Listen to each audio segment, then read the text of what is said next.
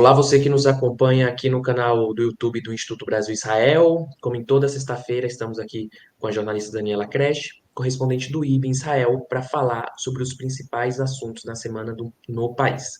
Quero pedir para você deixar o seu like aqui no vídeo, a sua inscrição em nosso canal, se você não tiver feito a inscrição, e o seu comentário aqui embaixo, porque é muito importante a participação da audiência, do público aqui interagindo aqui nos comentários a cada edição do Expresso. Aproveitar também para agradecer a última edição, né, que teve bastante gente acompanhou, curtiu, interagiu e compartilhou. E, Dani, como de costume, mais uma semana cheia de muita coisa, né, muitos assuntos aí para a gente falar. E queria entrar já no primeiro tema dessa edição do Expresso, que é as negociações de cessar-fogo e libertação dos reféns, né? O segundo dia de negociações em Doha, no Catar, acabou, mas há poucas informações concretas sobre o que aconteceu e as informações estão saindo aos poucos, né? O que se sabe até agora dessa nova rodada de negociações pelo cessar-fogo? Oi, João. Oi, todo mundo que nos segue aqui. Realmente, né? Essa questão das negociações, eu tô falando agora, hoje é sexta-feira, dia 16 de agosto, por volta das 6h20 da tarde. Então, tudo que eu falar agora vai ser o que eu sei até esse momento. Vocês podem ser mais inteligentes do que eu quando vocês escutarem esse expresso, né? Vocês assistirem, né? Que é o seguinte: as informações que a gente tem até agora, que há mais ou menos uma hora atrás, terminou o segundo dia das negociações em Doha, no Catar, para um cessar-fogo, né, no conflito entre Israel e o Hamas, e a devolução, né, o cessar-fogo, e em troca a devolução dos reféns, né? Israel conta nesse momento 115 reféns. A gente sabe que metade, talvez mais da metade, 60%, talvez até mais do que 60% estão mortos, né? Mas seria, enfim, a volta dos que estão vivos e os corpos também de quem enfim, infelizmente já faleceu, né? E essas negociações, elas são, na verdade, o fruto de uma imensa coalizão de países e de governos tentando pressionar tanto Israel quanto o Hamas, quanto o Irã, que entrou no meio dessa história toda, o Hezbollah, né? Para descerem todos da árvore, né, como se diz aqui, e finalmente terminarem essa guerra. A gente está com 10 meses de guerra, teria chegado a hora, segundo dizem esse grupo, né, essa coalizão toda. Para os americanos é muito importante que isso aconteça nesse momento, porque o começo é um pouquinho antes do começo mesmo da campanha eleitoral, né, que os americanos vão estar em si mesmados na campanha eleitoral deles, e a Kamala Harris tentando ganhar do Trump, e o Trump tentando ganhar da Kamala Harris. Então, eles meio que não vão ficar focando tanto assim no que está acontecendo aqui. Então, digamos que seja a última oportunidade, né, de Israel contar com os Estados Unidos de maneira tão intensiva, lidando com essa situação. Seria também um momento em que o Hamas, daqui a pouco eu vou dar uns números, né, do que aconteceu com o Hamas na faixa de Gaza nesses últimos 10 meses. Seria um momento do Hamas também falar, não, agora sim é o momento, tal. E também tem aí o Irã e o Hezbollah no meio, porque a gente estava nessa expectativa, né, de um ataque iraniano contra Israel essa semana, que não aconteceu, né? A gente estava nessa expectativa já há uns 10 dias, mais de 10 dias, há 2 semanas, desde o começo de agosto, de um ataque do Irã, e não aconteceu. Então, talvez haja aí uma pressão de que, se Israel aceitar agora esse cessar-fogo, com algumas cláusulas ou alguns itens que não aceitava antes, talvez aí tenha, né, uma mensagem ao Irã de que, olha, não ataque Israel não, porque vai acabar a guerra, vai acabar também a tensão entre Israel e o Líbano, no norte, porque o Hezbollah, né, a guerrilha libanesa Hezbollah, está sempre atrelando os seus ataques a Israel no norte à guerra em Gaza, né? Quer dizer, a tensão, ao conflito entre Israel e Gaza. Então, se tem cessar-fogo em Gaza, talvez a coisa acalme na fronteira norte, e o Irã fale, não preciso mais atacar Israel porque conseguimos cessar fogo, sei lá, faça uma bravata aí de que o que eles queriam, o que Irã realmente queria era ajudar os palestinos e não precisa atacar mais Israel. Enfim, é uma tentativa dessa coalizão que conta com os Estados Unidos, com o Egito, com Emirados Árabes, com outros países europeus né, e uma boa parte do público israelense também pressionando internamente o governo Benjamin Netanyahu, de que, olha, agora chegou o momento. É agora ou nunca. Eu não digo que seja nunca, porque eu já ouvi esse agora ou nunca. Eu estou ouvindo esse agora ou nunca há 10 meses. A gente escuta esse agora ou nunca há muito tempo. Os reféns não têm mais tempo e realmente estão morrendo. Né? Os reféns têm até vários boatos aí de coisas que têm acontecido com os reféns. Então, existe sim, uma pressão interna muito grande do público israelense também.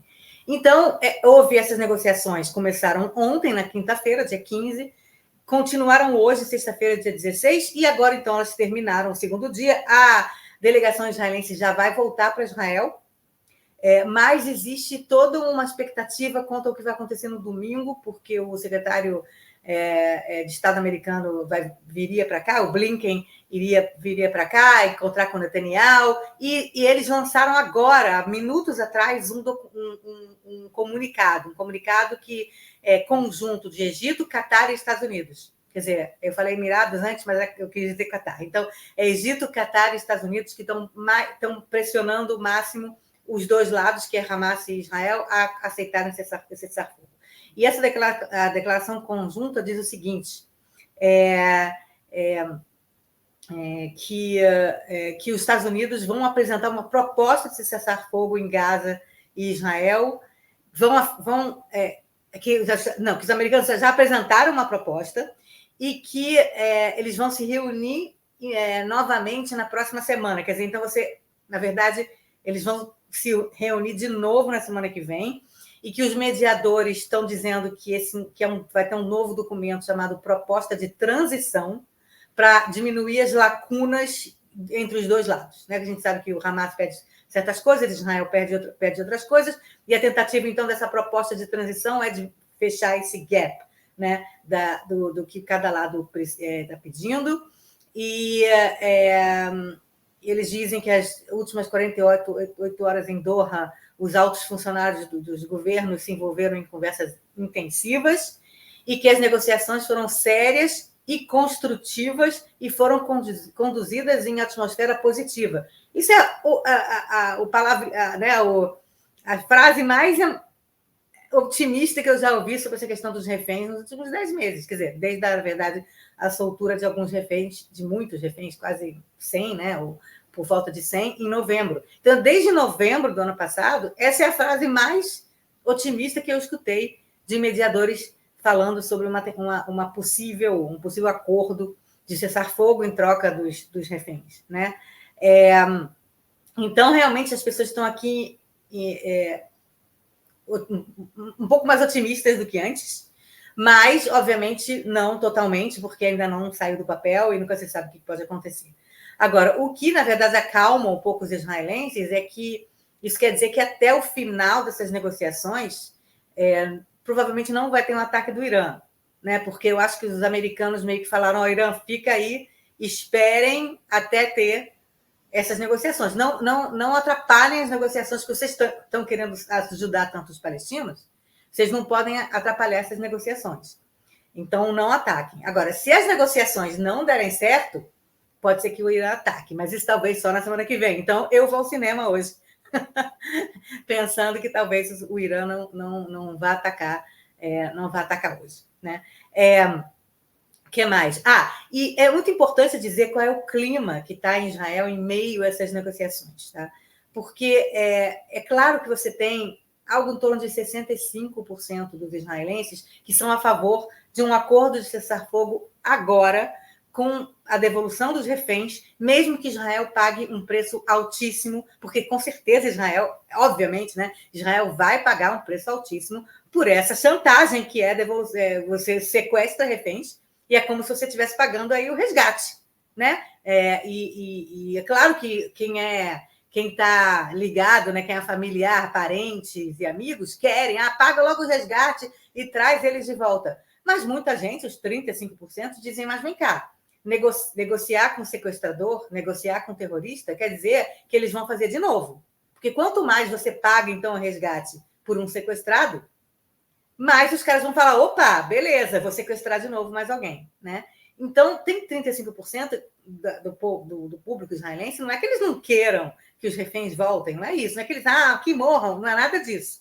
É que eles acham que o preço a longo prazo, eu já falei aqui várias vezes, que o preço a médio e longo prazo não é bom para Israel, você negociar com terroristas. E é um dilema, é um dilema. Não adianta quem disser, não, mas é que com certeza é uma coisa, é com certeza outra. E não entender que existe aí um dilema nessa decisão do governo israelense, independentemente do que você acha do Netanyahu ou do que não acha, há um dilema aí de negociar ou não com terroristas, negociar ou não com sequestradores, pagar ou não resgate publicamente, né? De maneira que outros grupos terroristas no mundo todo fiquem animadíssimos, vamos sequestrar 200 pessoas e a gente consegue tudo que a gente quer. Ainda mais que um dos arquitetos, né, Dani, do 7 de outubro foi solto em troca de Foi solto prisioneiros, né? numa troca de prisioneiros. A maior troca de prisioneiros que Israel já fez, que foi a anterior, em 2011, trocar um soldado israelense, o Gilad Shalit, por 1.027 detidos presos palestinos, né? E um deles era Yahya Sinwar, que agora está comandando o Hamas, e agora também comandando também a parte política do Hamas, não só a ala militar do Hamas, né? E é um cara absolutamente messiânico, que pensa um mundo de maneira religiosa, tudo que ele quer é jihad mundial, tudo que ele queria que o Irã atacasse Israel, tudo que ele queria que a gente começasse uma terceira guerra mundial, que ficasse em guerra até a jihad e conseguir acabar com os infiéis. Isso é o que pensa o Yahya Sinwar. É o cara mais extremista dentro do próprio Hamas. Quer dizer, então, ele foi libertado numa troca de prisioneiros em 2011. Então, muita gente fala isso, olha, vocês vão libertar, sei lá, mais 1.000, mais 2.000, mais 3.000 presos palestinos em troca dos reféns, e o que vai acontecer daqui a 10 anos? Então, existe uma cláusula, por exemplo, que Israel quer, é que a libertação desses presos palestinos aconteça para o exterior. Não aconteça nem para a Cisjordânia e nem muito menos para a faixa de Gaza, que eles sejam expulsos para outro lugar no exterior, que eles não fiquem aqui, atuando por aqui na região. E o Hamas, obviamente, discorda dessa cláusula. Então, quer dizer, são várias coisas que eles estão negociando. Agora, existe, como eu falei, 65%, digamos assim, que é a favor desse cessar-fogo, a favor de uma troca de prisioneiros, não é troca de prisioneiros, é uma troca de reféns por presos que foram julgados e condenados por terrorismo.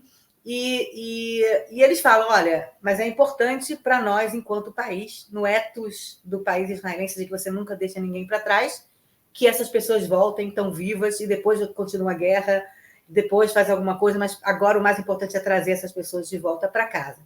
E existe uma pressão muito grande, não só dos líderes, né, dessa campanha, liderada principalmente pelas famílias, né, dos sequestrados, mas existe também, a gente vê uma mudança de tom de analistas políticos, da própria mídia em geral, da mainstream mídia, que sempre meio que sempre teve essa tendência de que tem que trazer os reféns para casa, né? Independentemente desse temor a longo prazo do que vai acontecer com essa negociação e do preço que já vai pagar. Mas agora essa campanha na própria mídia, de alguns canais, dos principais canais, está aumentando. Como é que você vê isso? Você vê isso em especialistas em militares ou especialistas em, sei lá, mundo árabe ou palestino, dizendo, olha, não, Israel, a gente já ganhou a guerra. Olha tudo que a gente fez em Gaza, olha tudo que a gente conseguiu acabar com a maior parte dos batalhões do Hamas, a gente conseguiu isso. Tem vários números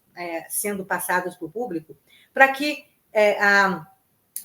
esse cessar-fogo não seja visto como uma derrota, para que os israelenses não saiam dessa guerra achando que fomos derrotados internamente, não militarmente, mas fomos derrotados porque o Hamas não acabou, e era o grande, né, a grande goal, né, o grande que queremos com essa guerra, queremos acabar com o Hamas não vai acabar.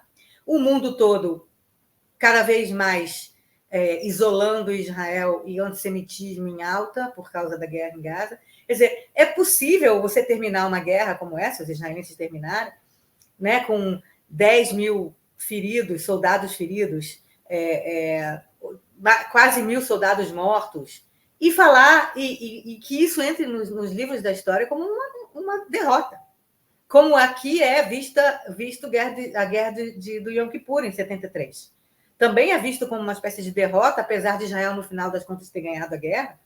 Para muitos israelenses, até o 7 de outubro, não, Israel tinha, na verdade, perdido, ou tinha sofrido um grande revés, né, na guerra de 73. Sempre foi. Eu me lembro que no Brasil eu estudava a guerra do Yom Kippur na escola como uma vitória, Israel ganhou todas as guerras. Mas quando eu cheguei em Israel, eu percebi que isso não era visto dessa forma. Né? Aqui em Israel, a guerra de 73 era vista como um fiasco político, fiasco militar. E o que esses analistas e que a mídia está tentando agora é, na verdade, pintar essa guerra, o fim dessa guerra, não como uma derrota de Israel, mas sim não como um fiasco, mas como uma vitória. Por exemplo, você vê vários números sendo ditos na imprensa, nas televisões, nos noticiários, dizendo que Israel conseguiu, matou, né? Quer dizer, dos mortos na faixa de Gaza, tem 17 mil terroristas mortos na guerra. Como eu falei, como eu sempre falo, esse número que saiu agora de 40 mil mortos que o Hamas está dizendo, os israelenses não concordam, não acham que foi 40 mil mortos. A gente, no futuro, vai saber, talvez, quantos mortos foram na verdade, mas Israel, na verdade, Israel confirma 17 mil. 17 mil que são agentes terroristas, militantes, combatentes, principalmente do Hamas, mas também de outros grupos terroristas dentro da faixa de Gaza. Que grandes líderes terroristas foram mortos, como Muhammad Deif, como Marwan Issa, e além do Ismail Haniyeh, também, que era líder político do Hamas, que foi morto no Irã. Né? 22 dos 24 batalhões do Hamas foram desmantelados. 90% do arsenal do Hamas foi destruído. A maioria dos túneis principais do Hamas foram destruídos. 65% dos prédios de Gaza foram afetados, destruídos ou afetados. Quer dizer, é uma tentativa de mostrar, olha tudo que a gente fez na faixa de Gaza, olha tudo que a gente tem feito na faixa de Gaza. A gente pode sair de lá agora, a gente pode sair, inclusive líderes do próprio exército, meio que passando uma mensagem para o próprio Netanyahu. Olha, você pode negociar que a gente saia da faixa de Gaza, que não tenha mais presença militar na faixa de Gaza total, porque a gente vai conseguir em ações pontuais, e a gente tem agora inteligência lá dentro para saber o que eles vão fazer, o que não vão fazer, a gente vai poder atuar lá dentro, mesmo que não tenham pessoas, não tenham batalhões do exército estacionados dentro de Gaza. Mesmo, inclusive, que Israel queira tirar, que o Netanyahu queira tirar o exército da fronteira sul entre Gaza e o Egito, que eu sempre já falei aqui, né? A estrada Filadélfia, que é a fronteira entre Gaza e o Egito, onde estavam grandes túneis por onde passavam os principais contrabandos de armas, armamentos e tudo que o Hamas precisava, passava por túneis debaixo da fronteira com o Egito. Né? E Israel sempre falou, a gente precisa controlar, então, essa fronteira com o Egito, porque senão, de novo, vai ter contrabando. Os grandes, né, o chefe do exército falando, não tem problema, se vocês decidirem que a gente saia de lá, a gente vai controlar de outra forma, a gente vai controlar do alto, a gente vai controlar negociando com o Egito para ajudar. Alguma coisa, ele não falou todos os detalhes, mas ele deu um sinal para o Netanyahu de que ele pode negociar a saída de Israel de Gaza, sim, que o exército tem como lidar.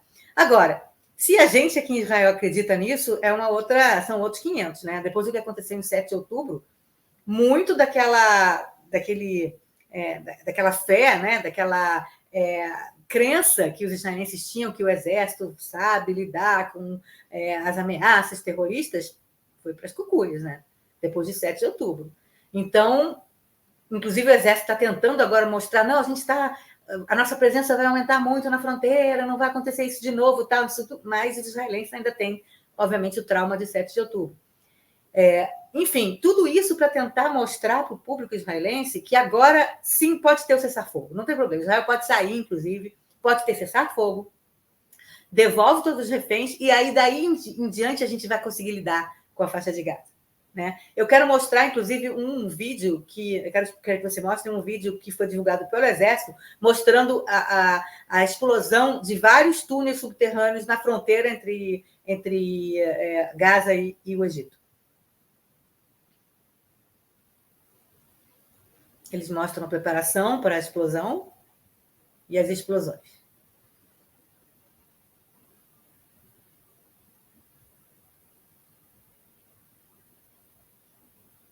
Isso é uma área onde não tem pessoas morando, é uma área que é bem na E dá para fronteira. ver, né, Dani, principalmente naquela câmera de calor, as extensões dos túneis, né?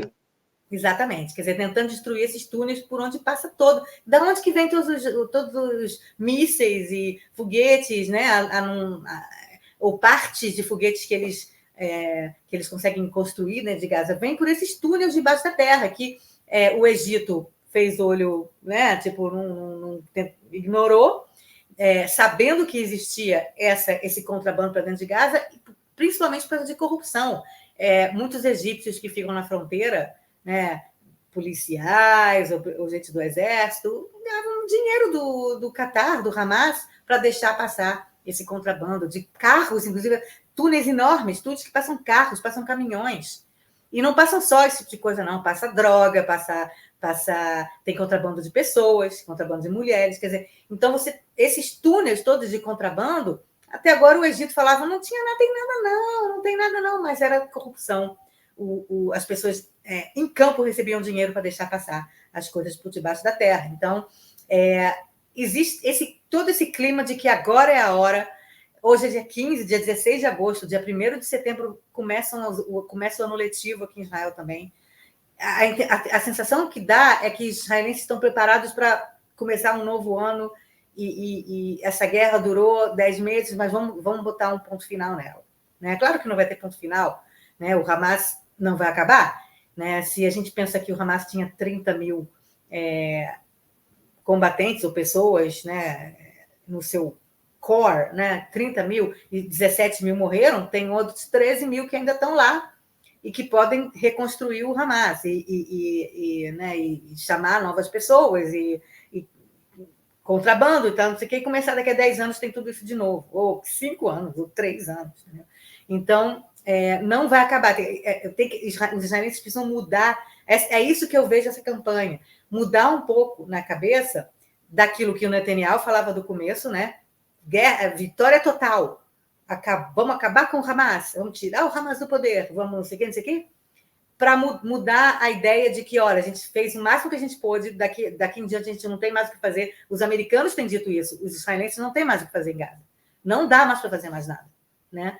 E tentar, enfim, lidar com a situação que vai acontecer no day after. Né? Então, esse é o grande embate, esse grande dilema, a coisa que mais está movimentando a sociedade israelense nesse momento, todos esses dilemas da soltura dos reféns e o que vai acontecer com Gaza e o que vai ser escrito nos livros de história. O que as crianças daqui a 20, 30 anos vão aprender. Essa guerra é o quê? Foi um fracasso? Israel perdeu a guerra? Israel ganhou a guerra? Que guerra que Israel ganhou? Ganhou a guerra, mas perdeu internacionalmente seu status internacional? Ou não? Ou foi uma coisa temporária? Não foi? Enfim, tudo isso está sendo visto. A gente está vendo a história ser escrita nesse momento. Né? Às vezes é muito difícil, né? Ver a história sendo escrita, acompanhar todos esses processos. Eu acho que, como você falou, a gente não tem uma resposta, não sabe o que vai acontecer, são muitos, muitos dilemas, né? O próprio fim do Hamas, mesmo com esse recuo da capacidade militar do grupo, mas uma coisa que você fala aqui, né, Dani, em algumas edições do Expresso, do aspecto ideológico do Hamas, que pode não ter arma, pode não ter suprimento nesse período, mas que a ideia, né, desse fundamentalismo religioso, a construção de um Estado palestino, né, religioso, se perpetue nas próximas gerações e daqui a 10 anos a gente não sabe o que vai acontecer, ao mesmo tempo que tem toda essa situação dos reféns, né, que muitos a gente não sabe como está a situação, se está vivo, se está morto. A gente falou um pouco na edição da semana passada, né, sobre, até relatei aqui os contatos que eu tive com familiares e não tem resposta fácil nesse tipo de situação e só a história vai mostrar para a gente o que vai sair dessa nova rodada, né, de negociações. E a gente segue aqui acompanhando no IB, nas edições do Expresso, para ver o que vai acontecer, se vai sair de fato um cessar-fogo, a libertação dos reféns, e quais serão as barganhas, né, de ambos os lados para esse possível acordo. E entrando no segundo tema dessa edição do Expresso, um tema, inclusive, que a gente não gosta de falar, né? Assim, que queria que isso não acontecesse, mas infelizmente a gente tem que falar aqui e ilustrar o que aconteceu, mas dos radicais israelenses que pioram ainda mais a imagem de Israel no mundo. Uma série de ações de extremistas israelenses tem aumentado ainda mais o fogo do antissemitismo pelo mundo, e um exemplo disso foi o infame, né, ministro Itamar Ben-Gvir, causando indignação dentro e fora de Israel ao visitar o Monte do Templo em Tisha B'Av essa semana, e pior, um grupo de colonos atacando uma cidade palestina e causando a morte de uma pessoa. Como que isso tem sido visto em Israel, Dani? Pois é, as pessoas não aguentam mais esse cara chamado Itamar Ben-Gvir. Não é só... quando eu digo as pessoas não aguentam mais, 90% dos israelenses. Até mesmo gente que é de direita. Até mesmo os religiosos. Até mesmo os religiosos ultra-ortodoxos. Ele não é ultra-ortodoxo, ele é nacionalista, religioso nacionalista. Mas você cada vez vê mais que o pavio está curto de muitos setores da sociedade israelense em relação a esse cara Itamar Ben-Gvir, que até alguns anos atrás era considerado um pária, era considerado um cara à margem do debate político, à margem da política israelense, e que o atual primeiro-ministro Benjamin Netanyahu fez o favor para Israel de incluir em seu governo para conseguir o apoio dele e se manter no poder. Netanyahu fez, como se diz, né, cruzou o Rubicão, né, de Roma, né? O Netanyahu, que é um cara que sempre foi famoso por empurrar as coisas pela barriga com a barriga e não tomar decisões, ele tomou uma decisão que vai entrar, isso sim, também para o livro da história, que é o dia que ele decidiu colocar o Itamar Ben-Gvir não só dentro da coalizão do governo, o partido dele lá, mas como decidiu colocá-lo como ministro. E não é qualquer ministro, ministro da Segurança Interna. Quer dizer, o cara virou o responsável pela polícia em Israel, um cara absolutamente extremista, um cara que, na época do Rabin, atacou o carro do Rabin, dizendo agora, depois do carro, vai ser o próprio Rabin, um cara que incitava pela morte do Rabin, um cara que ele foi indiciado 50 vezes, ele foi considerado culpado, sei lá, 8, acho que 10 vezes, um cara que não fez exército, pelo contrário, no exército não quiseram que ele estivesse dentro do alistar, ele não quiseram alistá-lo por causa do seu passado extremista, né? Quer dizer, esse cara hoje é um ministro da Segurança Interna, os israelenses não conseguem engolir isso, não conseguem engolir isso. Não, como é uma democracia, o primeiro-ministro fez, né, assim, a gente tenta que nas próximas eleições isso não volte a acontecer. Como é coalizões aqui, então às vezes é difícil você saber em quem você está votando, porque você está votando num cara que de repente ele vai fazer coalizão com um cara que você nunca votaria e o cara vira ministro, entendeu? Então a natureza da política israelense é complicada nesse sentido. Então as pessoas não engolem esse cara. E esse cara, além de não ter sido domado pelo Netanyahu dizia para os americanos nunca... o Ben-Gvir, até houve uma piada outro dia, né? Tem várias piadas de que o Biden ou alguém na Casa Branca condenou o Ben-Gvir, aí alguém no ar, assim, acho que foi num noticiário assim, ao vivo, falou assim, esse é o mais próximo que o Ben-Gvir vai chegar à Casa Branca, né? Aí os jornalistas assim, morrendo de rir, assim. Tipo, esse cara, ele é uma persona não grata na Europa, nos Estados Unidos, qualquer outro lugar. Ninguém nunca vai receber ele. Nenhum líder vai receber ele. E o Netanyahu dizia, né, para os seus colegas, né, dizia, não, mas eu estou domando ele, eu coloquei ele como ministro só porque eu preciso do partido dele, mas eu não vou deixar ele fazer nada. Como assim não vou deixar ele fazer nada? Olha o que ele tem feito. Ele tem mudado todo o clima dentro da polícia e colocado, né, e promovido pessoas que pensam como ele, pensam que tem que atacar, que árabe é inimigo, árabe israelense ou árabe não israelense é inimigo, que Israel tem enfim, pensa a extrema-direita brasileira. Extrema-direita, as mensagens, né?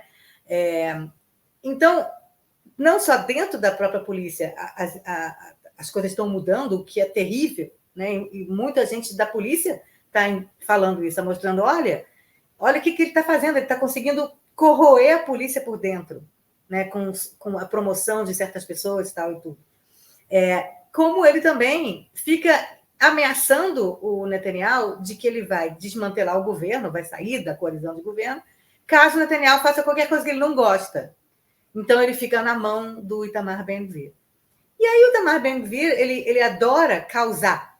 Tipo, ele vai causar... Se ninguém está prestando atenção nele, ele vai fazer alguma coisa para ele sair na televisão. Tá? Então, ele está furioso que ele não faz parte do Netanyahu, pelo menos isso, não colocou ele no gabinete de guerra. Apesar de ser ministro da Segurança Interna, ele não está no gabinete de guerra. Netanyahu continua mantendo essa decisão, então ele está furioso com isso. Ele está furioso com várias coisas. E aí ele decidiu, então, em Tisha B'Av, que é o dia mais solene do calendário, em que a gente estava com medo de ter um ataque do Irã contra Israel, ele decide levar centenas de seus minions para subir no Monte do Templo, rezar no Monte do Templo, você baixar no chão e beijar o chão do Monte do Templo, no meio dessa tensão, dias antes de ter negociação de troca de devolução dos reféns, de cessar fogo, e resolve fazer isso. Para quem não sabe como isso é grave, vou dar uma explicação muito básica do que é o Monte do Templo. O Monte do Templo é a parte... um quilômetro, são 300, 400 metros quadrados dentro da cidade velha de Jerusalém, onde fica aquela cúpula dourada, né, que a gente vê quando fala de Jerusalém. E lá fica, essa cúpula dourada não é exatamente uma mesquita, mas ela é um lugar considerado bem reverenciado pelo islamismo, que de lá teria o profeta Maomé teria subido aos céus, quando visitou Jerusalém em um sonho. Do lado tem uma mesquita chamada Mesquita de El-Aqsa, que essa sim é uma mesquita importantíssima, uma das maiores mesquitas, mais importantes mesquitas do Islã.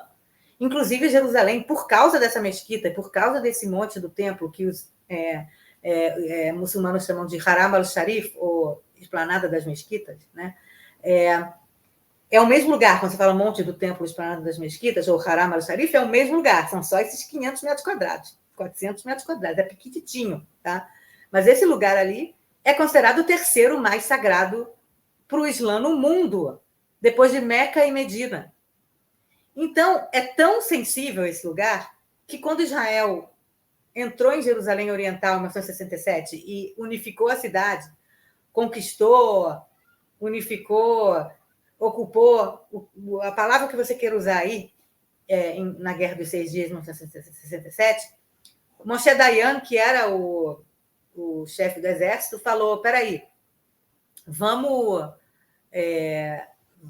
a gente conquistou Jerusalém toda, o Monte do Templo, ele é um monte, né? Ele na verdade, é uma coisa, ele até não foi construído, ele tem uma parte que ele não é um aterro, mas é um aterro elevado, tá? Uma das partes do aterro elevado, uma das paredes é o Muro das Lamentações, que a gente conhece como sendo um lugar mais sagrado, digamos assim, para o judaísmo hoje em dia. Então, você tem um monte, você tem um Muro das Lamentações, que é uma das paredes de contenção desse monte, tá?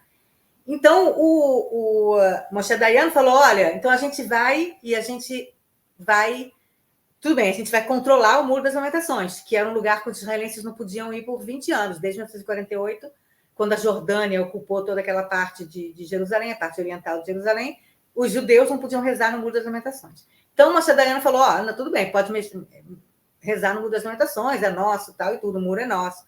Mas em cima, no monte, mesmo na esplanada das mesquitas, no monte do templo, aquela cúpula dourada é o lugar onde tinha tido os 2 templos de Jerusalém, inclusive foi construído lá, porque lá tinha sido os 2 templos, né? O primeiro que foi destruído em 586 antes de Cristo e o segundo em 70 depois de Cristo.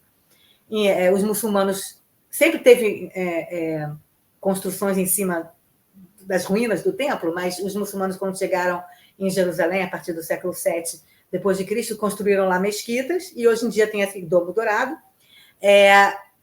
Mesmo sendo o lugar onde estavam os 2 templos, onde estiveram os dois templos sagrados de Salomão e de Herodes, Moshe Dayan se sentou com os líderes jordanianos que tinham sido vencidos na guerra e falou, ok, a gente vai controlar toda a cidade velha de Jerusalém, mas o monte do templo, a esplanada das mesquitas, onde tem a mesquita de El-Aqsa, vocês controlam. Quem conseguiu, que país que fez uma guerra, tá? E ocupou, ou conquistou, ou anexou uma região, fala assim, não, tudo bem, você que perdeu aí, você país que perdeu, pode controlar essa partezinha aqui que é importante para vocês. Tá? Então, foi isso que o Moshe Dayan fez. E aí, isso é o chamado status quo, que existe desde 1967. É que Israel controla a cidade velha inteira, mas menos o Monte do Templo. O Monte do Templo, esses 300, 400 metros quadrados, são controlados pela Jordânia, que perdeu a guerra em 67. E o status quo diz o seguinte, judeus podem subir no Monte do Templo, assim como qualquer outra religião, mas não podem levar nenhum tipo de sinal de sua religião, então você não pode subir com cruz, você não pode subir com estrela de Davi, e você pode visitar, mas você não pode rezar lá. Os únicos que podem rezar e mostrar sinais religiosos são os muçulmanos. Okay? Esse foi o status quo que evitou uma terceira guerra mundial em 1967. Porque se o Moshe Dayan não tivesse feito isso, vários países muçulmanos em volta de Israel teriam começado uma terceira guerra mundial, porque esse lugar é muito importante. A gente pode questionar o quanto a gente quiser a importância da religião, por que é importante, por que não é importante, mas a verdade é que é. Então, naquela época, o Moshe Dayan fez esse status quo que dura até hoje. E até hoje, até o Netanyahu fala, não, a gente não está mudando o status quo, a gente não está mudando o status quo. Só que volta e meia tem algum ataque terrorista em Israel, ou tem algum ataque do Hamas com foguetes, ou algum ataque do Hezbollah, em que em comunicado, né, depois, a pessoa que atacou, né, o lado que atacou, diz isso porque está tendo mudança no status quo no Monte do Templo, porque eles acham e percebem que Israel está querendo controlar as planadas das mesquitas, o Monte do Templo. Tá? O que é controlar para eles? Eles acham, na fantasia deles, né, porque tem fake news lá também, e o fake news deles é o seguinte, Israel vai destruir, vai explodir aquele domo dourado, vai explodir a mesquita de El-Aqsa e vai construir um terceiro templo lá. Por 50 anos, desde 67, Israel conseguiu dizer, não, a gente não vai fazer nada, a gente nem quer, porque pela religião judaica, você não pode subir nas plantas das mesquitas, porque existe a possibilidade de que você esteja pisando em cima de uma parte do templo que foi destruído, que era o Santo dos Santos, né? Que era o lugar onde seria a presença divina, seria né, onde estaria a presença divina. Então, até hoje, os rabinos mais ultra-ortodoxos de Israel dizem para o seu rebanho, não subam no Monte do Templo, rezem no Muro das Lamentações, mas não subam lá em cima, que vocês podem pisar em algum lugar que vocês não podem pisar enquanto judeus. Tá? Só que esses religiosos nacionalistas, que não são ultra-ortodoxos, como o Ben-Gvir, decidiram que não é nada disso, que o lugar mais importante para o judaísmo é o Monte do Templo, que é um absurdo que o judeu não pode rezar lá, que é uma... Estão nem aí para os cristãos, né? Só os judeus. É ridículo que os judeus não podem rezar lá, que só muçulmanos podem rezar lá, e que não sabe do que mais? A gente quer mesmo construir um terceiro templo. Esse é o Itamar Ben-Gvir. Ele está tentando criar... O Itamar Ben-Gvir, assim como o Yahya Sinwar, e eu faço essa comparação, infelizmente, tá? Assim como o Yahya Sinwar, ele quer ver uma terceira guerra mundial. Ele quer subir no Monte do Templo, ele quer comandar Israel a um certo momento para que Israel controle realmente o Monte do Templo, as paradas das mesquitas, expulse todos os muçulmanos de lá e construa um terceiro templo. Há, inclusive, vários institutos em Israel hoje em dia que falam, o terceiro templo vai ser assim, vai ser assado, já tem até desenhos arquitetônicos como vai ser o terceiro templo, já estão fazendo as roupas dos sacerdotes. E isso faz com que venha um cara na Cisjordânia ou no Líbano ou na faixa de Gaza e fale, olha só, o que os israelenses estão planejando? Eles estão fazendo não só mudança do status quo, mas eles querem nos expulsar do Monte do Templo, explodir e construir um terceiro templo. Que eu vou dizer para vocês, eu moro aqui há 20 anos, já morei em Israel ao todo uns 25 anos, eu moro há 21, na verdade, anos aqui. E eu estudo em escola judaica desde os 6 anos de idade. E eu moro e conheço essa sociedade israelense desde 2003, quando eu vim morar aqui. Não passa na cabeça de 98% dos israelenses, não passa na cabeça explodir nada no Monte do Templo. Não faz parte do dia a dia da maioria dos israelenses, Jerusalém ou o Monte do Templo. Também é legal ir no Muro das Lamentações, rezar, muita gente considera importantíssimo, as pessoas vão lá, rezam no Muro das Lamentações, é importante, não vou dizer que não, realmente muito importante, principalmente para as pessoas mais religiosas, mas mesmo para os seculares, o Muro das Lamentações é muito importante. Você teve lá recentemente, né, João, em Tisha B'Av, você viu um montão de gente lá, realmente é um consenso, o Muro das Lamentações é um consenso que precisa ficar na mão de Israel, os judeus querem rezar lá, é o lugar mais importante. Mas o Monte do Templo, e explodir, construir um terceiro templo, você escutou algum papo desse aqui, João? Você escutou que o objetivo de Israel é construir um terceiro templo? Não Nenhum. é. Eu estava lá em Tisha B'Av, várias linhas religiosas, das mais variadas, e não vi. Ninguém pensa isso, e nem no campo da fantasia. Nem no campo de, quem sabe um dia. Não, nem isso. Só que o Itamar Ben-Gvir, que é o radical dos radicais, quer isso. E pensa isso. E ele foi visitar o Monte do Templo com esse discurso. E não só isso, como ele rezou, e os seus minions, né, as pessoas que foram atrás dele, se baixaram no chão para beijar no chão e rezar em hebraico lá. Isso é considerado... Você não é o status quo. Você está violando o status quo. E isso sim pode começar uma guerra religiosa aqui em Israel, aqui na região, no Oriente Médio. E dá pano para manga para essas fake news de que Israel quer explodir a mesquita de El-Aqsa, explodir o domo da Rocha, né? Então, é muito mais grave do que parece o fato de que ele vai ter subindo, e tem muitos israelenses, judeus, nacionalistas, que estão subindo muito mais. Eu lembro quando eu cheguei em Israel 20 anos atrás, era tabu. Você não ia lá visitar, a não ser que você queira fazer turismo, tal e tudo, mas você não ia visitar o Monte do Templo, as paradas das mesquitas, para rezar lá, porque o lugar mais importante é o Muro das Lamentações, e existe um tabu de que você não pode, como judeu observante, subir mesmo, pisar em cima do monte, porque você estaria pisando em locais que proibidos. E a reação a essa visita do Ben-Gvir, ela foi tão grave aqui dentro de Israel, das pessoas assim querendo matar ele, assim, não estou citando, pelo amor de Deus, mas assim, furiosíssimas com ele, no meio de uma guerra, no meio de uma negociação para a devolução de reféns, no meio de uma tensão com o Irã, no meio de tudo isso, o cara vai causar no Monte do Templo, um lugar que de lá pode ser uma terceira guerra mundial.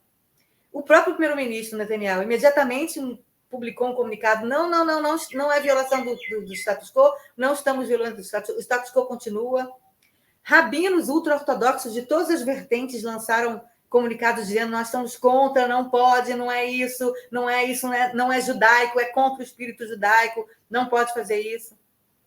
Só que o que o Ben-Gvir conseguiu, ele conseguiu, que é ganhar as manchetes dentro de Israel e fora de Israel.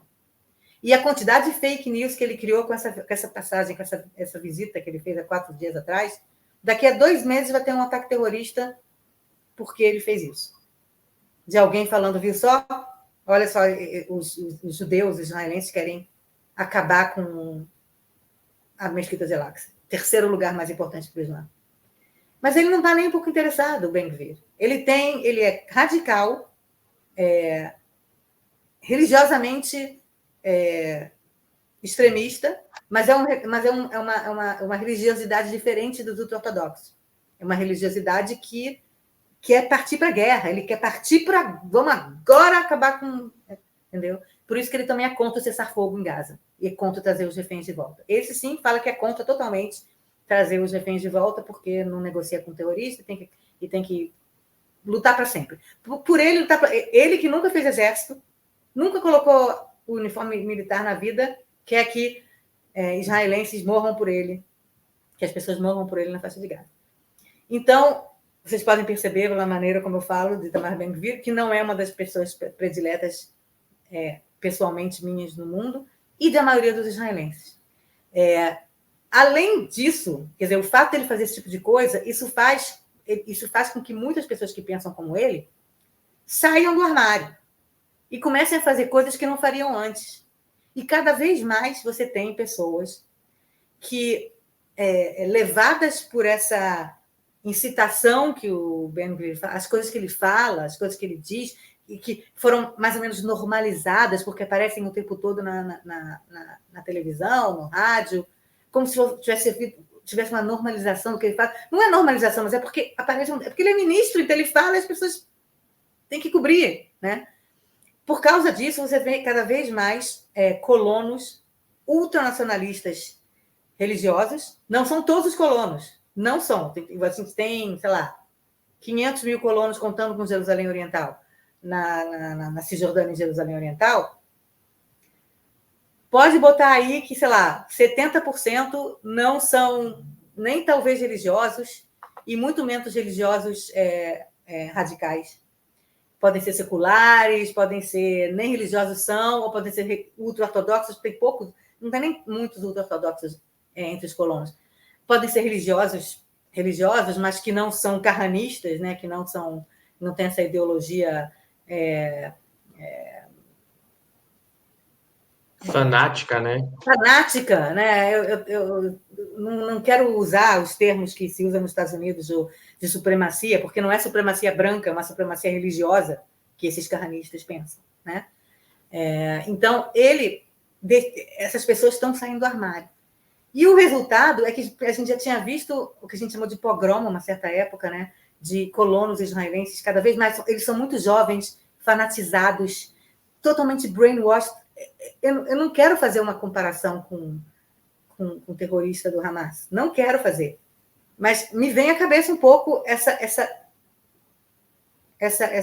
radicalização de jovens religiosos que não se importam com ninguém que não seja exatamente que nem eles, né? Então, esses jovens muito fanatizados, colonos, estão cada vez mais violentos. Estão atacando palestinos, já não é de hoje, mas agora está ficando cada vez mais. Você ter cada vez mais jovens israelenses, colonos, fanatizados, atacando palestinos na Cisjordânia, às vezes em confronto com, sei lá, pessoas também fanatizados do lado palestino e tudo, mas às vezes pessoas inocentes. Então a gente viu algum tempo atrás, né, uma família inteira palestina que foi incendiada, né, esqueci o nome agora daquela cidade que teve alguns anos atrás, que foi terrível. Aí a gente teve também uma invasão, uma outra cidade recentemente, eu devia ter feito a minha pesquisa, desculpa, semana que vem eu trago todos os nomes, mas o último foi agora, essa semana, que um grupo de fanatizados israelenses, a gente não pode ignorar, A gente não pode fechar os olhos, a gente não pode olhar para Israel e entender Israel como um todo coletivo, igual todo mundo. Não, é heterogêneo. Também tem essas pessoas. Eu imagino que também tem essas pessoas no Brasil. A gente viu o 8 de janeiro, né? Quer dizer, então,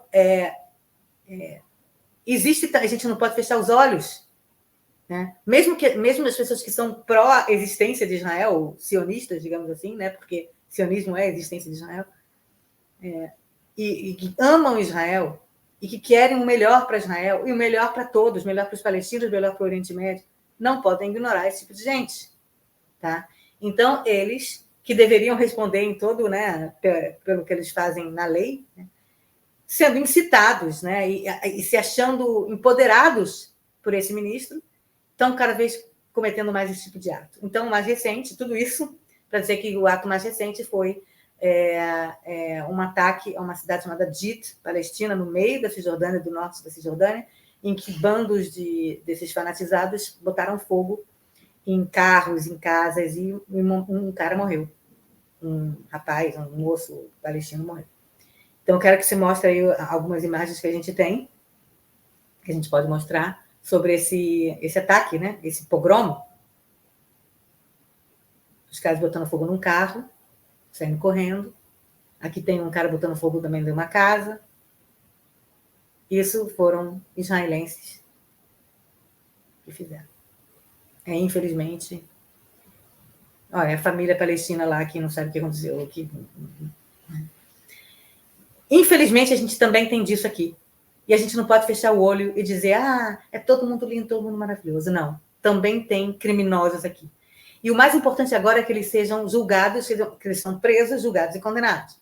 Esse é o grande problema de você ter um ministro da polícia, que é o cara que lida com a polícia, apesar de que na Cisjordânia tem um outro, né, quer dizer, não responde... É outra jurisdição, né? Outra jurisdição, mas eles se sentem empoderados para fazer isso. E agora Israel, ao meu ver, deveria prender e condenar essas pessoas que fizeram isso.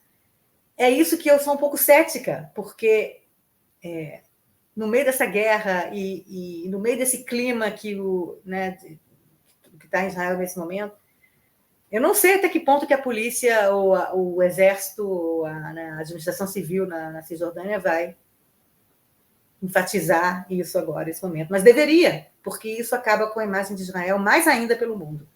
Né? Quer dizer, se você tem criminosos, você tem que prender e julgar os criminosos.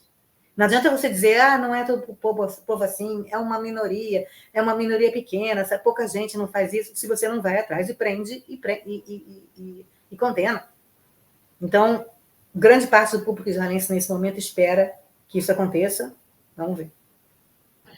É uma situação lamentável, muito triste, né, Dani? Ainda mais, como você comentou, no meio de um possível acordo aí de retorno dos reféns, você ter essa citação que esses governos extremistas, a gente viu isso com Trump nos Estados Unidos, né, o quanto que supremacistas brancos saíram do armário, como diz um amigo meu, saíram do bueiro.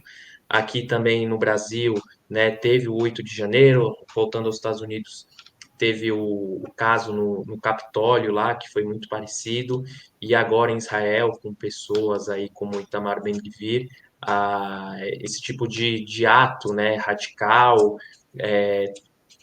prática do tipo terrorista, explodir carro, explodir, atacar casa, né, ter essas pessoas aí terem esses atos ter aumentado e você ter um representante político institucional, né, você se sente motivado a fazer isso, por isso que é importante condenar, né, esperar aí que as autoridades punam esse tipo de pessoas e ressaltar que também a sociedade israelense condena esse tipo de atitude que não traz nada de benéfico, é criminosa e você falou, né, que ajuda ainda mais a piorar a imagem de Israel no mundo e o próprio antissemitismo na diáspora, né? A gente vai seguir acompanhando aqui, esperamos que, apesar das dificuldades, mas que as autoridades israelenses punam esses criminosos.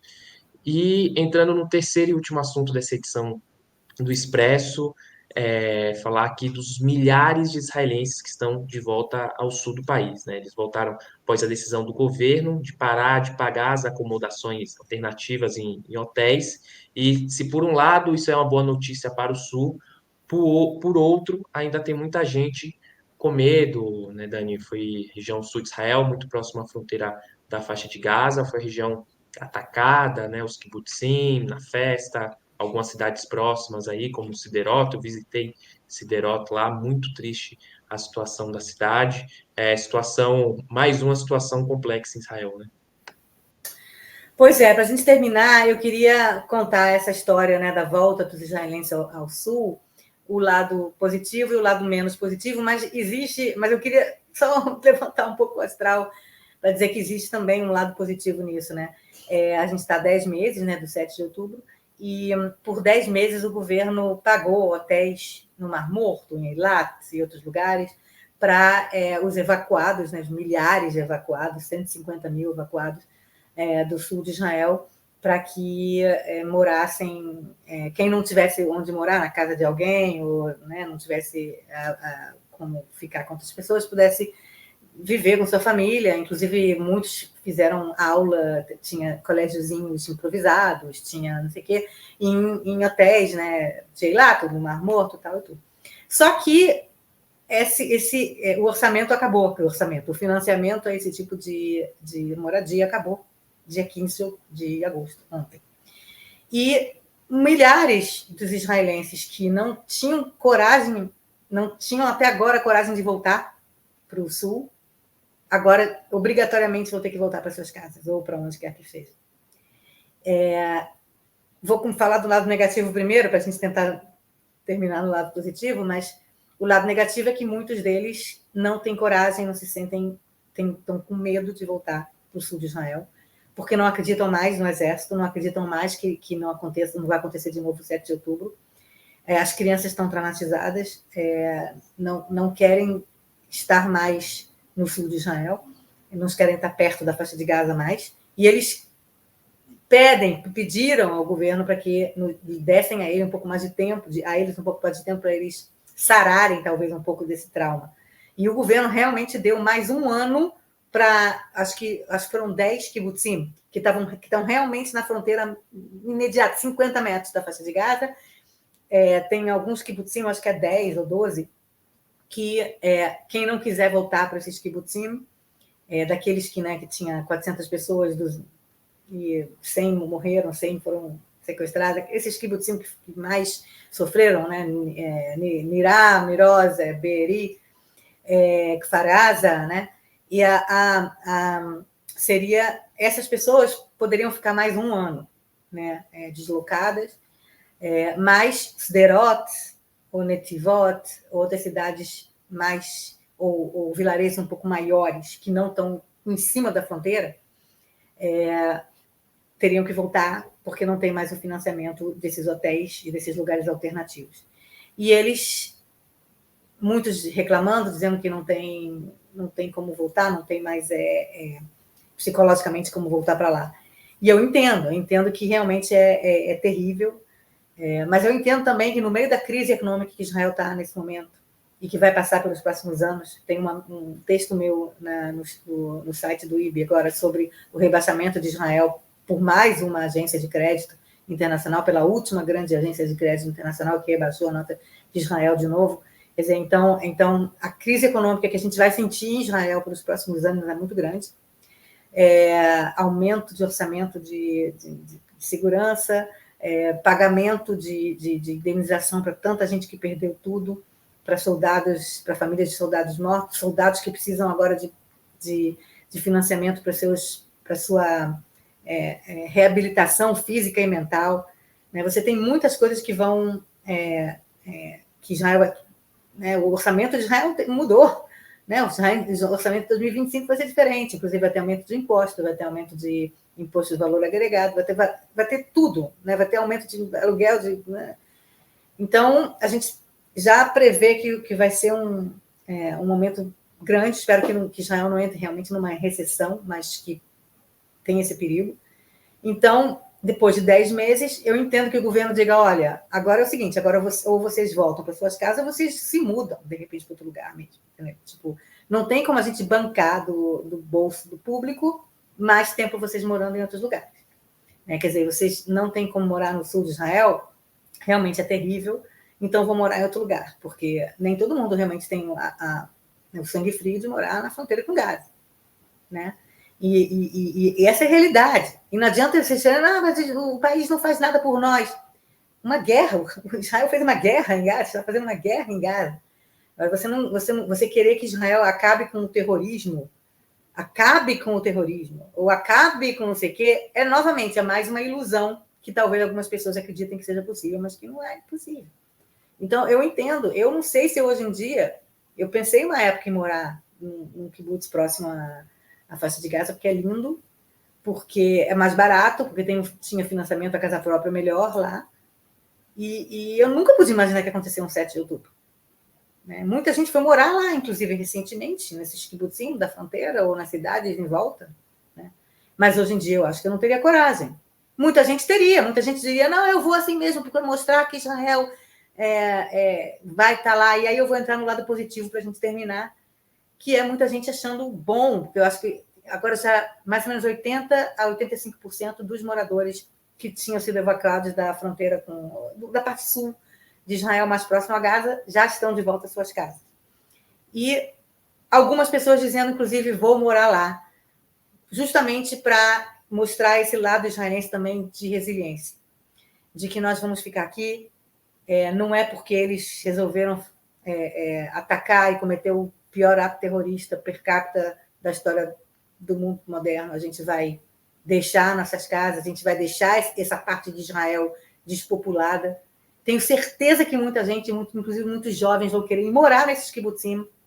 Então, tenho certeza que tem muitas iniciativas, inclusive do próprio Exército, de criação de grupos de jovens que queiram assentar, né, na fronteira com Gaza, na parte israelense, né? Não dentro de Gaza, na parte israelense, justamente para fortalecer essa parte do país que foi super afetada. Então, você tem o lado ruim de pessoas que realmente, imagino e compreendo perfeitamente, estão abaladas psicologicamente, principalmente gente que tem criança e que vai fugir, vai se mudar. Não, fugir é terrível, fica parecendo que elas são covardes, não são, nada disso. Mas elas vão deixar essa região e morar em alguma outra.